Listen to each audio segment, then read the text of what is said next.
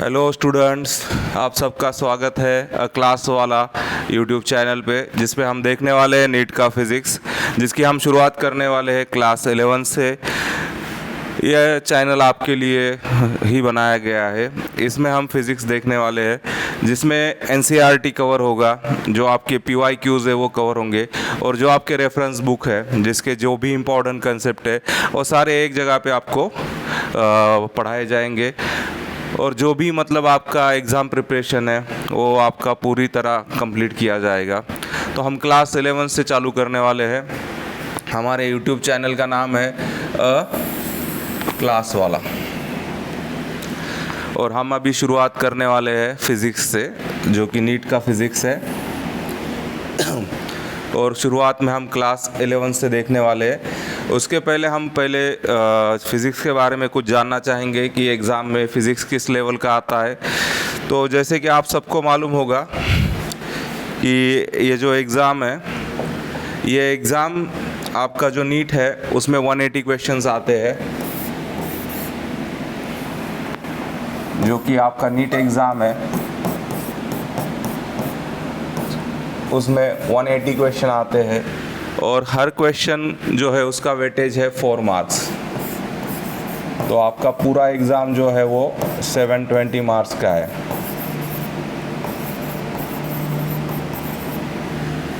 और दूसरा जो इम्पोर्टेंट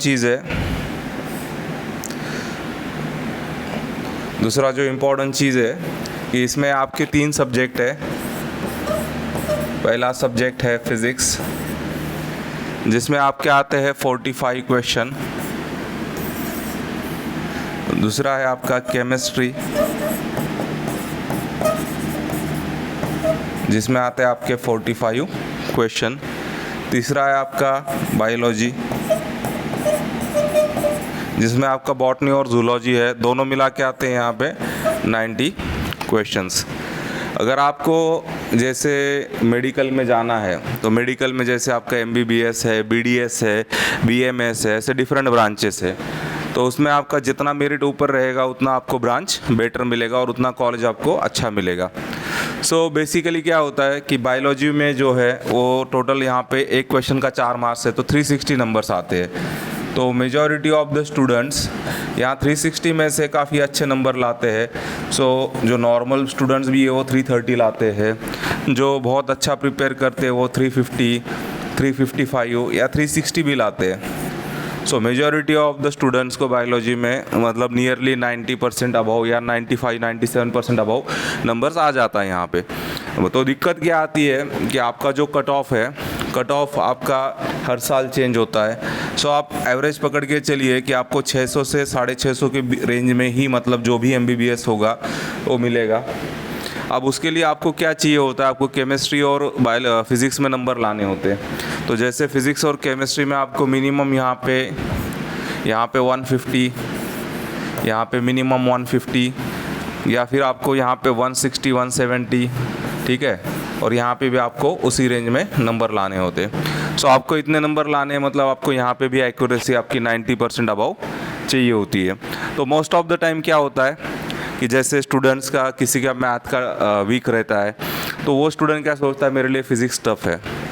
या जैसे कोई है केमिस्ट्री में कहीं पे लॉजिक होता है, कहीं पे चीज़ें याद रखनी होती है, तो वहाँ पे स्टूडेंट सोचता है कि नहीं यार मेरे को केमिस्ट्री समझ में नहीं आ रहा है। तो मैक्सिमम टाइम वो क्या करता है ना, इन चीज़ों को इग्नोर कर देता है। सो ऐसे सिचुएशन में क्या होता है कि मोस्ट ऑफ द जो टाइम है वो स्टूडेंट ड्रॉप लेता है या रिपीट करता है, मतलब 1 साल 2 साल, तो उसके बाद भी एग्ज़ाम निकलेगा नहीं निकलेगा गारंटी नहीं रहता है।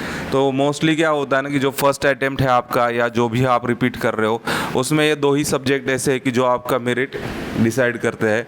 तो आपको इनको उस लेवल पे स्टार्टिंग से प्रिपेयर करना चाहिए जिस लेवल पे आप बायोलॉजी प्रिपेयर करते हो, आपको नीट में सिलेक्ट होना है।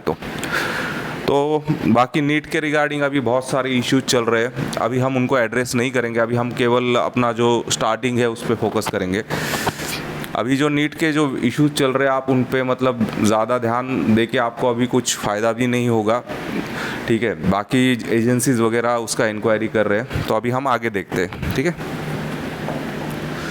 सो अभी फ़िज़िक्स में क्या है कि फ़िज़िक्स में अभी जैसे फिज़िक्स में अभी आपका क्लास 11th और क्लास 12th है। सो आपका फिज़िक्स 11th और जो 12th का है, आपको ये दोनों प्रिपेयर करना पड़ेगा। तो ये दोनों में कैसे है कि जैसे क्लास 11th में 14 टॉपिक है, ठीक है, क्लास 12th में 14 टॉपिक है।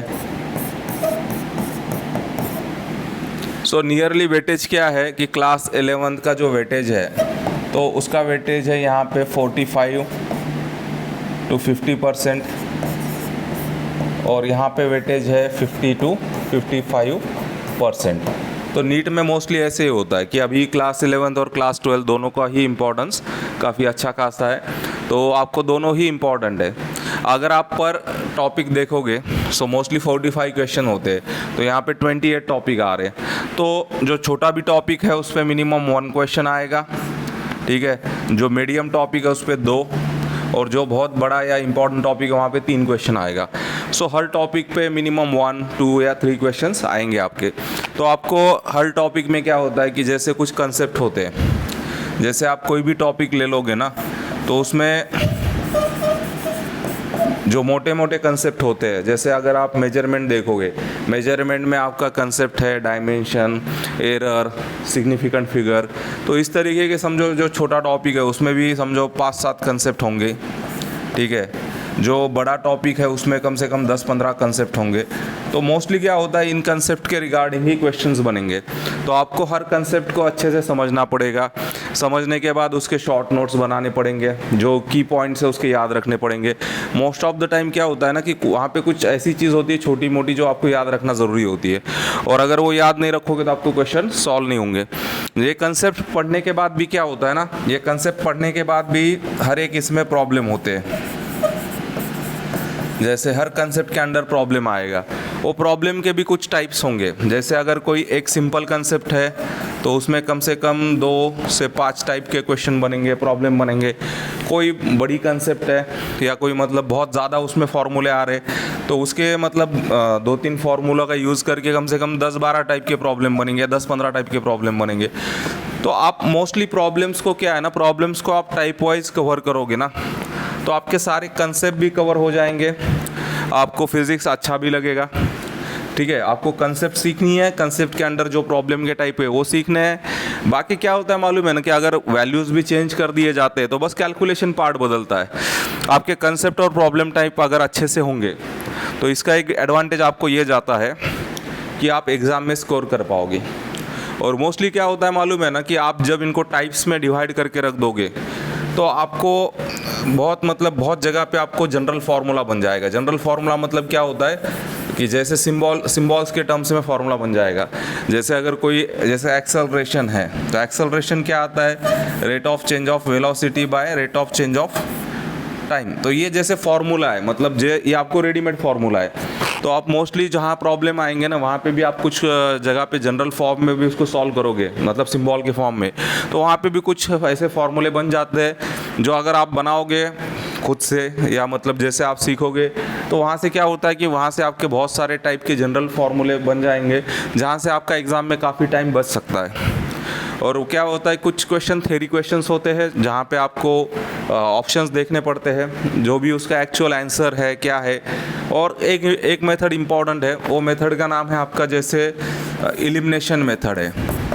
तो जहाँ पे थ्योरी क्वेश्चन आएगा, ठीक है, तो वहाँ पे आप ये एलिमिनेशन मेथड यूज़ कर सकते हो। जैसे आपको मालूम है ये स्टेटमेंट रॉन्ग है तो उस रॉन्ग स्टेटमेंट को आप हटा सकते हो, और वो हटने के बाद जब वो ऑप्शन किस ऑप्शन में है, मतलब जैसे आपका option A wrong, option 1 wrong है आपका, समझो ऑप्शन रॉन्ग 1 है आपका, और ऐसे आपको 3 स्टेटमेंट दिए हुए और अभी आपके नीचे ऐसे ऑप्शन दिए हुए ए बी सी डी। जैसे आपको मालूम है कि ये सब में 1 ऑप्शन है और इसमें नहीं है, तो ये तीनों गलत हो जाएंगे कि ऑप्शन 1 गलत है, तो केवल आपका आंसर डी आएगा वैसे सिचुएशन में।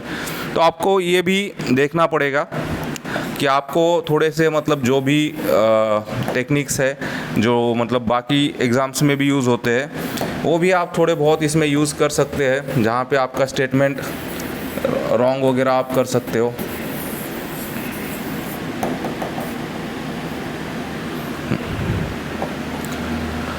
ये इंट्रोडक्शन है। अभी थोड़ा बुक लिस्ट के बारे में बात करते हैं कि मोस्ट ऑफ द स्टूडेंट क्या होता है, थोड़ा बुक लिस्ट के बारे में थोड़ा परेशान रहते हैं।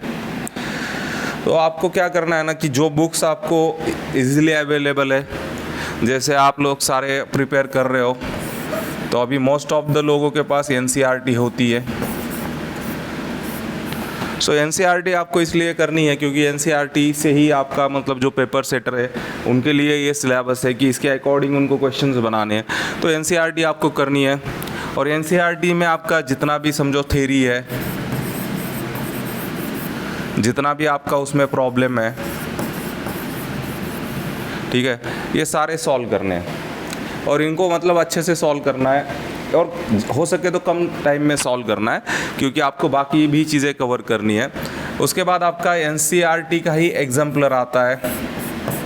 ये थोड़ा सा मतलब हाई लेवल का है और वो इसके रिलेटेड ही है, तो आप ये भी उसके साथ करोगे तो आपका काफ़ी मतलब पोर्शन कवर हो जाएगा सिलेबस का। और उसके बाद आप क्या कर सकते हो कि जैसे आप नीट एग्ज़ाम दे रहे हो तो नीट एग्ज़ाम के रिगार्डिंग जो भी एमसीक्यू की बुक आपके पास है, जैसे एमसीक्यू में सबसे बेस्ट बुक होती है जो आपके पीवाईक्यूज़ है। जैसे अभी मार्केट में 38 ईयर्स पीवाईक्यू अवेलेबल है, ठीक है, या फिर अभी इस साल की एग्ज़ाम अभी पकड़ोगे तो 39 ईयर्स हो जाएगा। सो 38 पकड़ते अभी बुक पे यही नाम है। तो जो पीवाईक्यू है, जब आपकी पीएमटी थी या बाकी मेडिकल एग्ज़ाम थे तब से ये पीवाईक्यूज़ है। तो ये पीवाईक्यूज़ आपको प्रैक्टिस करने हैं। आप ये समझ लो कि यहाँ पे आपके लगभग 2000 क्वेश्चन मिनिमम हो जाएंगे पीवाईक्यूज़ के। उसके बाद आपको जो भी आपके एडिशनल कंसेप्ट चाहिए आपको, क्योंकि अभी आप देखोगे कि बहुत सारा मतलब कंसेप्ट या बहुत सारा जो चीज़ है आपको थोड़ा अलग दिखेगा पीवाईक्यू में। उसके लिए आपको कोई एक रेफरेंस बुक देखनी है।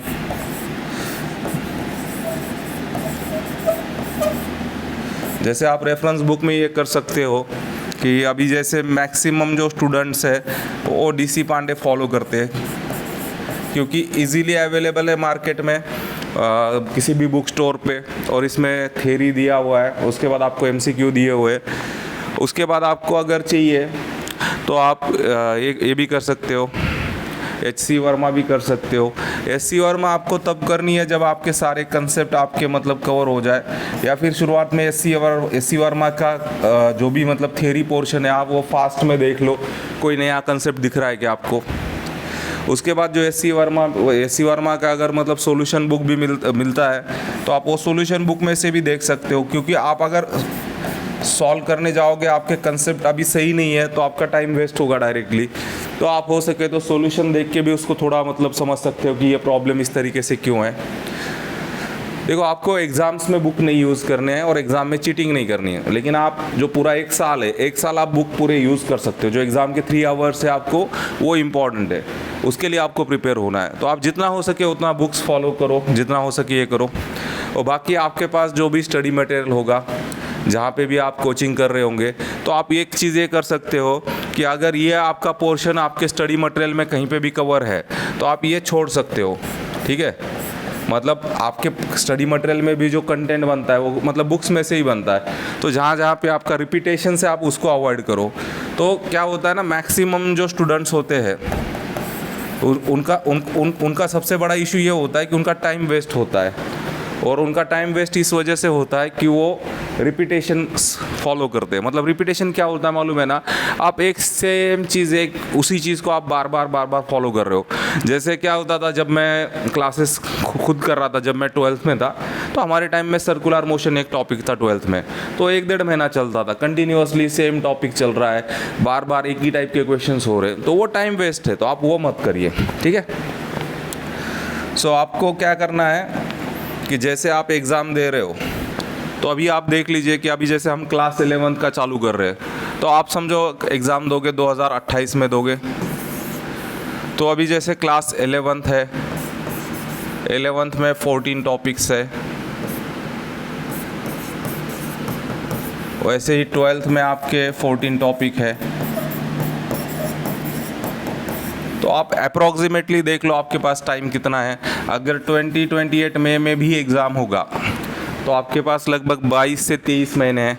तो हम 22 महीने ही पकड़ लेते। तो अगर हम 22 मंथ्स भी पकड़ लेंगे तो बीच में आपका 12th का एग्ज़ाम आएगा, उसके लिए 1 आध महीना वेस्ट हो जाएगा, बाकी आपका हॉलीडे वगैरह ऐसा कुछ टाइम वेस्ट हो जाएगा। तो आप इसको 20 मंथ्स ही पकड़ लो, ठीक है। तो आपको 20 मंथ्स में आपको 28 टॉपिक करने टोटल। तो ये 28 टॉपिक्स है। तो आप खुद देख लो कि आपको एक मंथ में कम से कम आपको एक मंथ में आपको मतलब 1.5 टॉपिक पूरा करना है। मैं बोलूँगा आपको 2 टॉपिक पूरे करने हैं मिनिमम, क्योंकि आपको रिवीजन भी तो करना है। तो आप 2 टॉपिक को आपको फिज़िक्स के मिनिमम एवरी मंथ आपको कवर करने हैं, और आपको उसके सारे कंसेप्ट तभी के तभी उसके प्रिपेयर करने हैं। मतलब आपके पास एक टॉपिक के लिए 12 से 15 दिन है। अब 12 से 15 दिन में वो टॉपिक प्रिपेयर करोगे, उसके बाद उसके शॉर्ट नोट्स भी आपको साइमल्टेनियसली बनाने हैं ताकि आपको रिवीजन हो सके। और दूसरा ये करना है कि जब आप टॉपिक सीख रहे हो ना, जैसे अभी क्लास 1 आपने सीखा है, तो जैसे क्लास 2 में आओगे तो उसके पहले उसके 1-2 रिवीजन आप कर लो क्लास 1 के। फिर जैसे क्लास 2 हो जाएगा तो क्लास 2 होने के बाद क्लास 3 में आने के पहले क्लास 1 का रिवीजन, क्लास 2 के 2-3 रिवीजन, ऐसे रिवीजन कर लो। क्या होता है मालूम है ना, इस तरीके से ही आपका जो सिलेबस है ना वो कम से कम 6-7 बार या 10 बार तो मतलब आपके हाथ के नीचे से चला जाएगा। जो टॉपिक जब चल रहा है ना उसको तभी उसको 10 बार देख लो, क्या हो जाएगा आपका वो टॉपिक स्ट्रांग हो जाता है। अभी ये जैसे मतलब मोस्ट ऑफ द स्टूडेंट का क्या होता है ना कि जैसे फर्स्ट टाइम पढ़ते हैं, ठीक है, तो फर्स्ट टाइम पढ़ने के बाद उनका रिटेंशन बहुत कम होता है। मतलब रिटेंशन तो ऐसा होता है कि मतलब ऐसे होता है कि आप मतलब ओवर लुक कर रहे हो, कोई स्टोरी देख रहे हो, ऐसे होता है। तो रिटेंशन जो फर्स्ट टाइम वाले का है वो तो नियरली मतलब 30 to 50% के रेंज में होता है। उसको चीज़ें बता तो होगी क्या है, लेकिन उसको एग्जैक्ट उसको रिप्रोड्यूस करना मुश्किल हो जाता है। जैसे आप सेकंड टाइम रिवीजन करोगे तो आप इस लेवल पे आ जाओगे कि यार आप 70% तक भी रिटेंशन आपका हो जाएगा। थर्ड टाइम में आप और बढ़ेगा, ये समझो 90% तक जाएगा। फोर्थ टाइम करोगे तो आपका समझ लो यही आपका 100% हो जाएगा। उसके बाद आप रिवीजन नहीं करोगे तो ये डिक्लाइन होना चालू हो जाएगा वापस से। तो आपको रिवीजन्स बढ़ाने हैं, रिवीजन्स बढ़ाते जाओगे तो आपका रिटेंशन बढ़ेगा, और आपको एग्ज़ाम में सबसे इम्पॉर्टेंट होता है कम समय में इसको रिप्रोड्यूस करना। तो आज हम जो फर्स्ट लेक्चर अभी ये ले रहे हैं इंट्रोडक्टरी लेक्चर है, तो अभी मैं मेरा इंट्रोडक्शन दे देता हूँ। मेरा नाम है अक्षय।